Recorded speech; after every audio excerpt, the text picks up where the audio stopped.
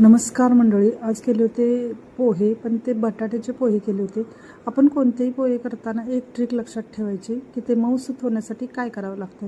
तर एका पॅनमध्ये 2 चमचे तेल घ्यायचं, त्यामध्ये जिरे मोहरी अर्धा चमचा घालायचा, कढीपत्ता 5-6 पानं, कांदा बारीक चिरलेला अर्धी वाटी, त्यानंतर मिरच्या 7-8 तिखटानुसार आपण घ्यायच्या त्या घातल्या की त्याच्यानंतर बटाटा एक बारीक बारीक तुकडे केलेला घालायचा आहे. त्यानंतर शेंगदाणे अर्धी वाटी घालायचे, ते चांगलं मिक्स करून घेतल्यानंतर हिंग थोडासा घालायचा, हळद अर्धा चमचा, मीठ चवीनुसार. आणि इथं एक जी ट्रिक वापरतो आहे ती म्हणजे अर्धी छोटी वाटी पाणी घातलं आहे मी. 3 माणसांसाठी हे पोहे घेतले, 3 प्लेट.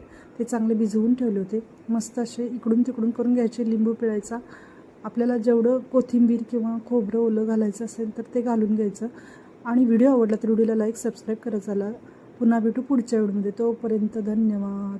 तर असेच खात राहा, मस्त राहा, स्वस्त राहा. बाय.